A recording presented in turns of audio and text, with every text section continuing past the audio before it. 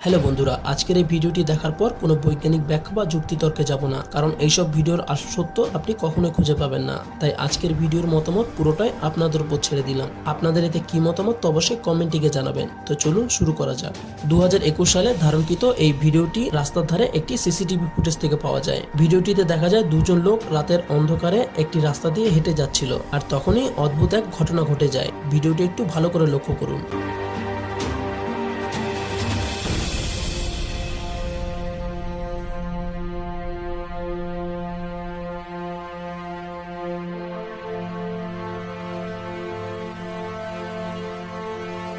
ভিডিওটি একটি জুম করলে দেখা যাবে পিছনের লোকটি যখন সামনের লোকটির ব্যাগটিকে ছিনতাই করার চেষ্টা করে, তখন নিচে পড়ে থাকা লোকটির মধ্যে থেকে কোনো এক অশরীরী তৃতীয় শক্তি হঠাৎ করে আবির্ভূত হয়। এতে ছিনতাইকারীকে সেই তৃতীয় শক্তি পেছন থেকে ঠেলে তার কাছ থেকে দূরে ঠেলে দেয়, আর নিচে পড়ে থাকা ব্যক্তিকে কিছুটা সময় দেয় তাকে উঠে দাঁড়ানোর জন্য, এবং কিছুক্ষণ পর আবারও সেই শক্তি সেই মানুষের মধ্যে মিলিয়ে যায়। এতে ছিনতাইকারী ভয়ে সেখান থেকে পালিয়ে যায়, আর লোকটিও কারোর কাছে ধরা না পড়ার আগে সুরক্ষিত হয়ে সেখান থেকে ছুটে চলে যায়। শরীর শিউরে ওঠা এই ভিডিওটি ইন্টারনেটে যখন সকলের সামনে উঠে আসে, তখন অনেকেই অনেক ধরনের ব্যাখ্যায় মানুষজন তুলে ধরে। কেউ কেউ বলেছে এটা কোনো প্যারানর্মাল প্রোটেকশন, যেমন জিন বা কোনো অশরীরী আত্মা যা মানুষটিকে সেই বিপদ থেকে রক্ষা করেছে। আবার কেউ বা বলে এটা সিজিআই এর কারসাজি। তবে আপনার কি মনে হয়, এটা প্যারানর্মাল প্রোটেকশন নাকি অন্য কিছু?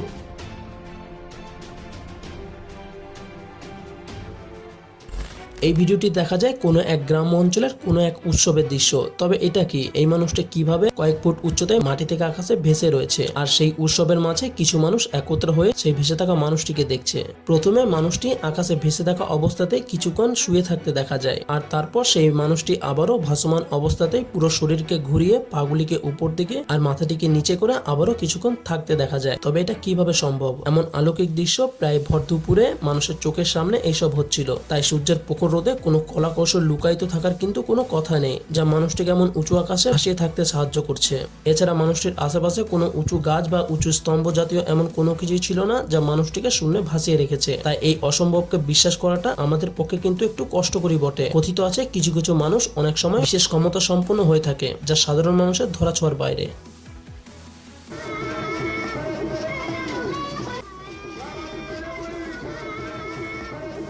সুপার পাওয়ার বা অলৌকিক শক্তি বলে যদি কিছু থেকে থাকে, তাহলে আপনি এই ভিডিওটিতে দেখতে পাবেন। এই ভিডিওটিতে আপনারা দুটি মেয়েকে দেখতে পাচ্ছেন যারা বাসা থেকে নেমে পড়েছে, আর হয়তো বাস ড্রাইভারের সাথে তাদের কোনো কিছু তর্ক বিতর্ক শুরু হয়েছে। আর সেই তর্ক বিতর্কে এক পর্যায়ে যখন সেই বাস চালক তাদের দিকে এগিয়ে আসে, আর ঠিক তখনই ক্যামেরায় এমন কিছু ধরা পড়ে যা হয়তো সেখানকার সমস্ত ব্যক্তিরই তা আশা করেনি। হঠাৎ করে সেই মেয়েটির শরীরে কোনো এক সুপার পাওয়ার চলে আসে, আর যেই না বাস ড্রাইভার মেয়েটির দিকে আসতে শুরু করে, আর তখনই মেয়েটি তার অলৌকিক শক্তি দিয়ে তাকে দূরে ঠেলে দেয়। এরপর আবারও মানুষটিকে আরো একবার উপরে উঠিয়ে নিচে আছড়ে দেয়, যা সে মেয়েটি নিজেও কখনো কল্পনাতেও ভাবেনি। আর মেয়েটি যখন সেই সুপার পাওয়ার সম্পর্কে বুঝতে পারে, আর তখন মেয়েটি চিৎকার করতে শুরু করে। আর দেখুন সেই চিৎকারের আওয়াজও কিন্তু আশেপাশে সবকিছু ভেঙে চুরমার হয়ে ছিন্ন বিচ্ছিন্ন হয়ে যায়।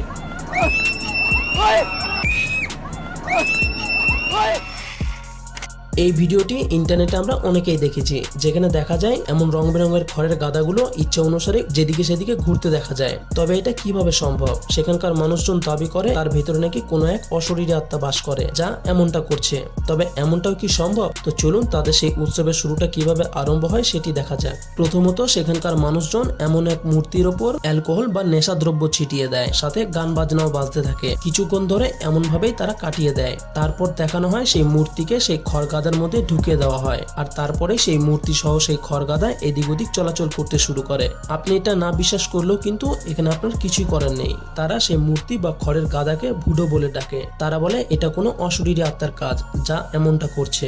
তারা এই ভুডো কথার অর্থকে বুঝে থাকে বলি দেওয়া। আর তাই তো এই নৃত্য চলাকালীন তারা আরো একটি কাজ করে থাকে, যা হলো তারা একটি বাচ্চাকে জীবন্ত অবস্থাতেই মাটির মধ্যে পুঁতে ফেলে, আর তারপর আগুন জ্বালিয়ে দেয়। আর তাতে সেই বাচ্চার কিছুই হয় না, আর কোনো এক রহস্যময় শক্তি দ্বারা সেই বাচ্চা কোনো এক দিক থেকে জীবন্ত অবস্থায় ফিরে আসে। যদিও বর্তমান বিশ্বে দাঁড়িয়ে আমরা এইসব কখনোই বিশ্বাস করি না, তবে না বিশ্বাস করলেও কিন্তু সেখানে এমনটাই হয়ে থাকে।